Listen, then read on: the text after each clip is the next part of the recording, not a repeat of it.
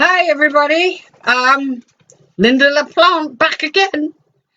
Hope you're all keeping fine actually. Very hard times this. I'm very fortunate because I've got a great garden and I'm very close to Richmond Park, so I can do some great walks. But we've got some really interesting questions that have come in, and so I'm going to start straight ahead and read you some of the queries that my fans have written. Okay, right. Are you ready? I have a Katrina Colburn on Facebook, and she says, "Hi, Lynda. Absolutely love Buried, my new book. That's I'm hooked on Jack. That's the character in the book. Did you base him on anyone you know in real life, as he seems to be a very complex character who is between two sides of the fence?" Well, Katrina, you know, when you're creating a new series, you have to begin to build up a character that I like, and I want you to like. Then I build up what I want him to look like. And yes, in a way, sometimes the character is based on somebody that I know, but never one person. It's a complex grouping. I can't really say who he's based on because it's going to give a lot away in the book for readers that haven't read Buried. But, you know, I'm really glad you like him because that's what I wanted and set out to do, to create a character that you wanted to read more of, that you really liked. And it's great feedback for me. And I thank you, Katrina, very much. Okay, next question is from a Nicholas Smart, Facebook. And she says, "I'm on chapter 16 of Buried through Audible. I am very well and truly engrossed. I imagine lots of people want to know about Jack, what inspired his journey, persona, etc. But I'm intrigued by Laura. Now, Laura is a very secondary or third character who actually works in the incident room alongside Jack. And what makes Jack so irresistible to her that she would settle for being second best? Is it love or lust on her part?" You know, this is very interesting because I don't know how many of you work in an environment where male and female are quite close together. Not necessarily desk to desk, but you know what I mean. Whatever, you could be in a travel estate agency, in the doctor's surgery, you could be anywhere, library. Sometimes I can speak very much for myself. You can have a real fantasy about somebody you're working with. And that's Laura in a way. He just doesn't show her, even really acknowledge her. And often these kind of relationships blossom at a Christmas party. You know, when one of them or others had too much to drink and under the mistletoe. People in workplaces do hold fantasies about another workmate. Very common. And Laura is no different. She just fancies him rotten and can't believe that he has absolutely no interest in her whatsoever. He doesn't say to her, "Look, you know, I'm very happy. I have a beautiful wife. Don't want to know. No, I'm not interested in a fling." No, he doesn't say any of that because he doesn't even notice that she's getting into a hot flush as his knees touch her under the table when they're working on some reports. But that's what it is, because he doesn't really notice Laura. And it happens an awful lot in life. I know from experience, working sometimes with an actor that I've been besotted with when I was an actress. Had no relationship, didn't even know I existed. Anyway, on to David Stewart on Facebook. He's lovely. He says, absolutely love Buried, especially as it brought back widows and She's Out to life. My question is, this is from David, will you ever revisit, excuse me, I need a drop of gin and tonic. Will you ever revisit, excuse me for that, Trial and Retribution series? Because David says he loved the relationship between Connor and Walker, and that he really, really liked the TV series. You know, I do resurrect in Buried, my new book, kind of ghosts of widows, particularly ghosts of Dolly. She constantly weaves a way through the book. But, you know, I wrote Widows, then Widow's Revenge, and then She's Out. And in a way, Buried is kind of like a final farewell to them. Because Jack War creates a new series for me.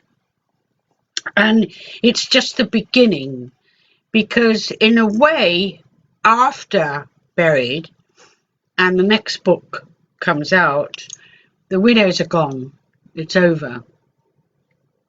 But I might one day revisit Trial and Retribution, because, you know, Connor and Walker, particularly David Heyman as DCI Walker, what a brilliant actor. He was one of the most fascinating actors. And you know, when you're filming,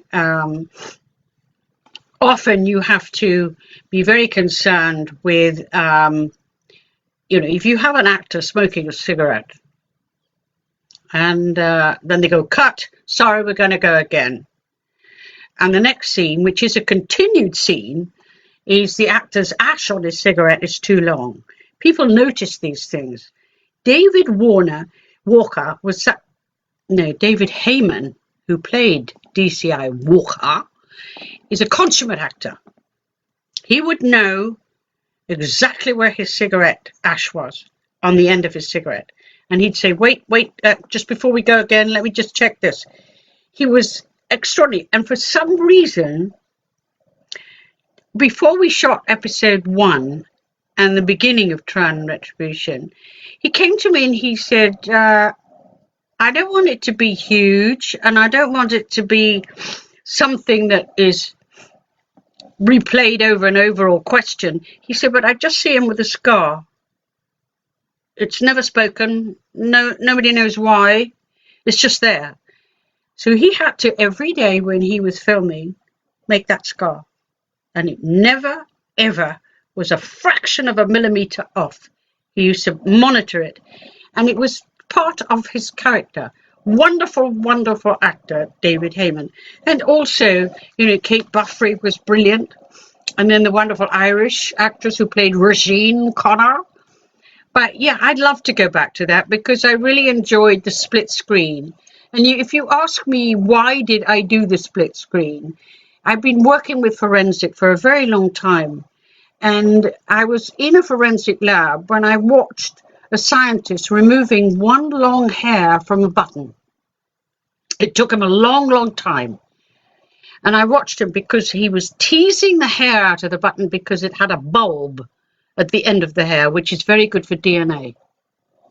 And I thought, I can't put on the screen that length of time removing a hair from a button. That's when I began to think, what if I was to put that in a split screen and you could watch it slowly, slowly being recovered? And that was honestly one of the reasons I did the split screen. But they were a wonderful duo.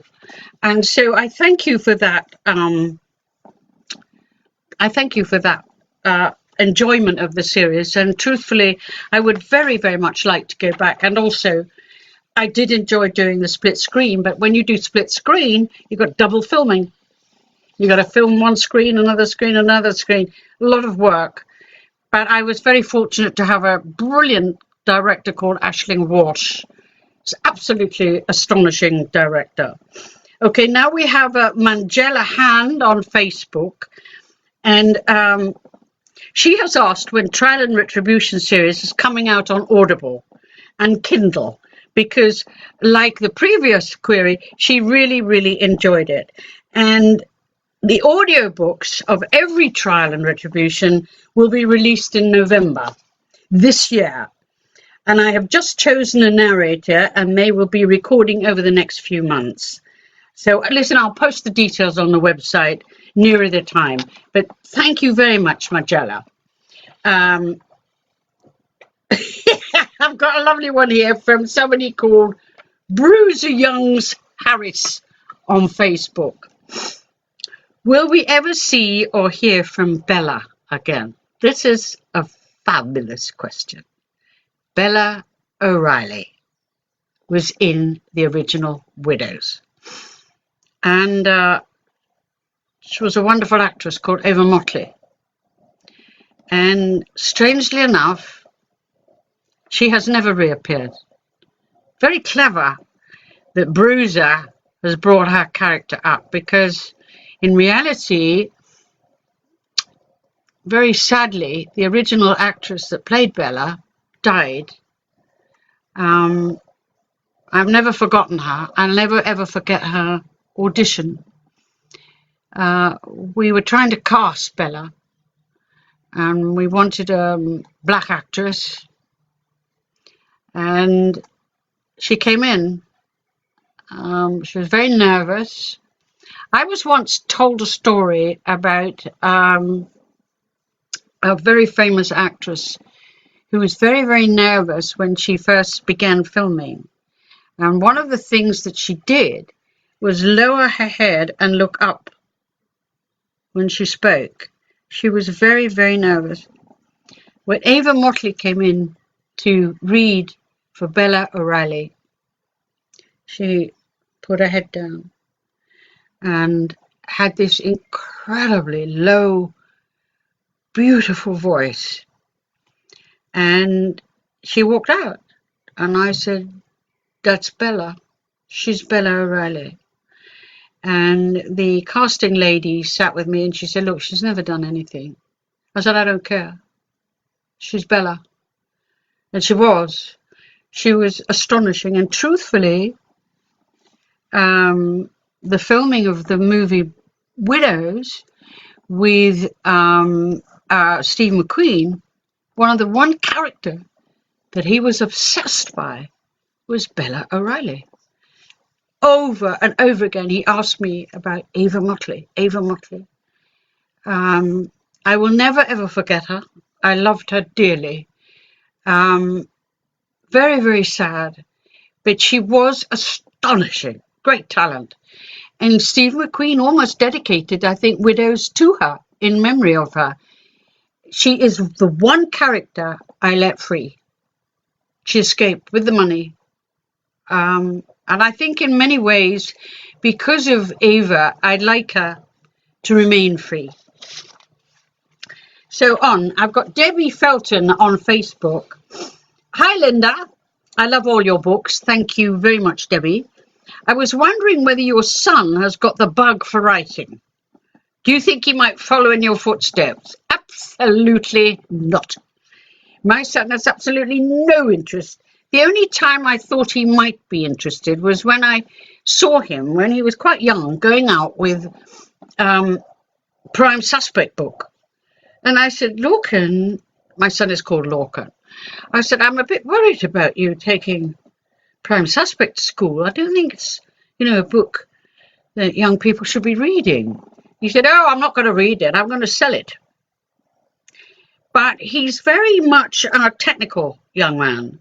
And he's currently, I'll let me show you what he's doing. He's currently printing up on his 3D printer these masks, protective masks, for the National Health Service, because on his 3D printer, he's literally working almost 24/7 to get them out to the hospitals. So I'm very, very pleased. You know, I'm very proud of him to be doing that. So thank you for your query about him, but no, he's not following in my footsteps. Okay, here's another one. Elaine Parks. I've read most of your books, just a few to go. I've loved the Anna Travis and Jane Tennyson series. I feel like I know them. Thank you. That's very, very good compliment. My question is, how long does it take to write a book from the beginning to the book on the shelf at the booksellers? Well, you know, Elaine, it's quite a long procedure. You can't just sit there and go, out goes the book. It's much longer. First off, you've got to think about what you're going to do. What's your book's going to be about? What character is it going to be about? Shape the character, get the plot, work that out, do the research as I do, very, very detailed research. So that can take months of researching. And, you know, I encourage every writer I know to do research, because it isn't just going to research and saying, oh, come back, now I know exactly how, you know, they tease out a hair in forensic or a blood splattering. Every time you meet a scientist for forensic information, every time you talk to a police officer attached to the Metropolitan Police in any capacity, they will talk to you, and they will also drop a jewel in you. Just drop jewels. Absolutely naturally. I don't ever use a tape recorder or a notebook, because I always find that is kind of blocking chit-chat. It blocks natural conversation. So I never do that. I talk and chat. And I found that way really relaxes. You have to respect what you're being given. You know, always respect the person that you're talking to and feeding off. If you don't respect them and you disrespect them, it will hit you in the face. Don't do that. Respect, respect, respect. Respect goes on the page. So once you've gone through all that, and then you're writing. And sometimes you find when you're writing, you've gone off a bit of a tangent, you have to do a bit more research. That happens a lot with me too.